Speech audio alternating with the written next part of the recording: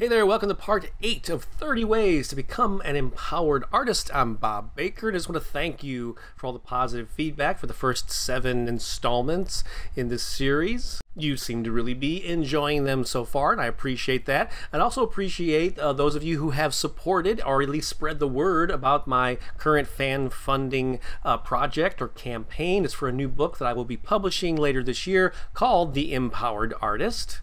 And as I've mentioned before, it's my call to action for musicians, for visual artists, writers, creative entrepreneurs of all kinds to take back their power and show up in the world in a more brilliant and confident way, realizing the value that we have as artists. So if you're watching this before July 2nd, 2014, please click the link somewhere on this page that will take you to the campaign page and learn more about it. And after July 2nd, click on the link anyway because it'll take you to the latest information about this movement. This isn't just a 30-day fan funding campaign, it's an ongoing activity.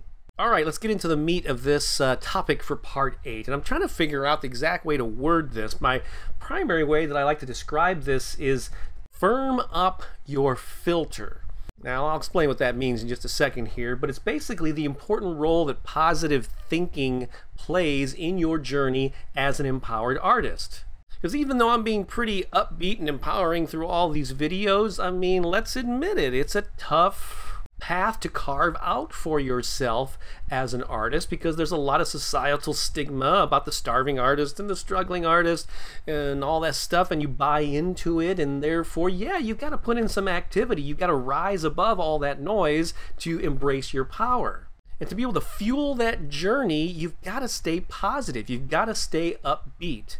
And while maybe some of that might come naturally to some people or be genetic or whatever, I think you have to take some action to stay in that positive frame of mind. It's so important. So let me explain this firm up your filter thing. Now, I've come to the realization that I'm not a scientist, I don't play one on TV, but I've done enough thinking and researching on this topic that I realize our brains, our minds are bombarded with stimuli just constantly. Our brains do not have the capability to take in all of this information and to give everything equal value. And so we basically filter through stuff. Our brains kind of take in all that information and determine what's most important to focus on. And the thing that helps us determine what to focus on is what I refer to as a filter through which we view the world. And so we all carry this filter, whether aware of it or not.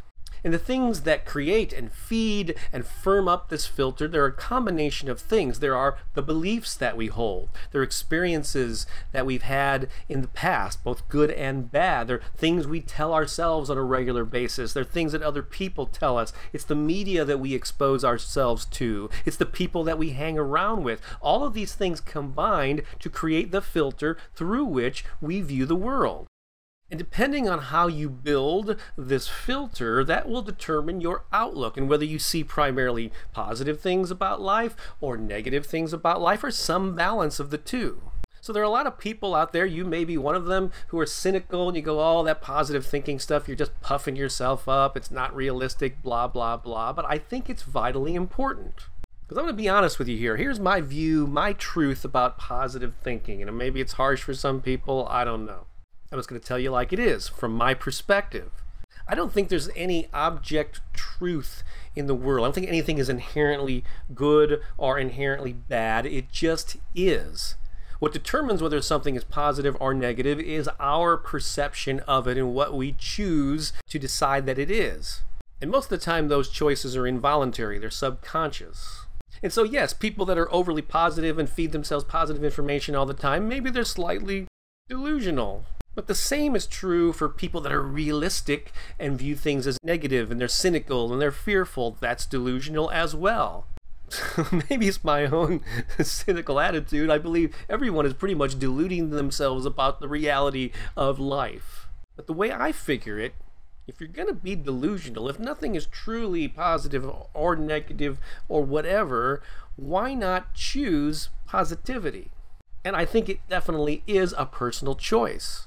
Again, if your tendency to be optimistic versus pessimistic, or eager versus fearful, feeling good about yourself, feeling unworthy, If all that's determined by the filter through which you view the world, you can firm up that filter one way or the other. If you want to be more negative and cynical, just watch more of the news. Focus on the headlines about how awful the environment is and the government and the corporate system, and my God, there's no shortage of things to be frustrated over.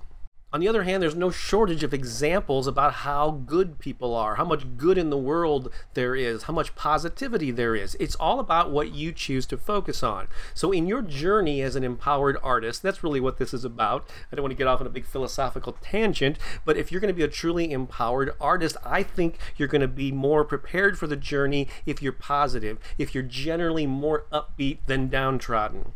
So firm up your filter. And how do you do that?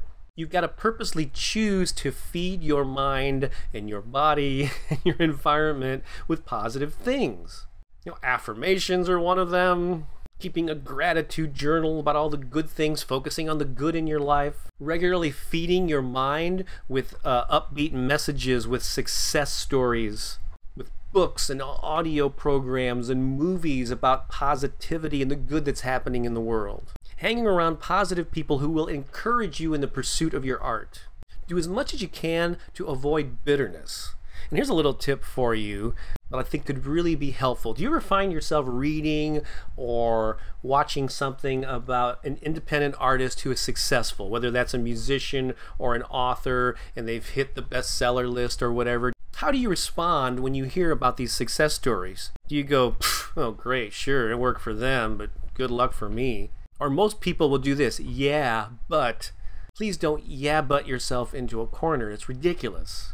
Instead, this is what I encourage you to do. Applaud their efforts. When you hear of someone succeeding, doing exactly the type of thing that you're doing, go, good for them, awesome. That shows what's possible for me too. Because when you applaud someone else's success, paves the way for you to follow in similar footsteps.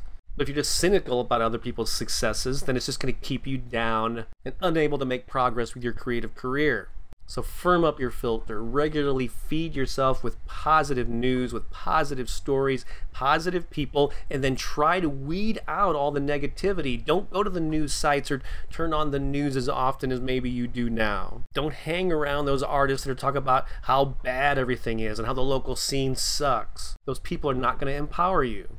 So again, like I said earlier, if you're going to be delusional one way or the other, I would prefer to live in a happier, more optimistic world. I'm going to be faking myself out. But maybe, just maybe, that's how the world really is. So what do you think of this firm up your filter concept? How do you stay positive and optimistic in the face of obstacles and hurdles throughout your creative career? Would love to hear your thoughts. Feel free to leave a comment wherever you can do that on this page. And if this whole idea behind the empowered artist appeals to you, please check out the fan funding campaign that I'm currently running.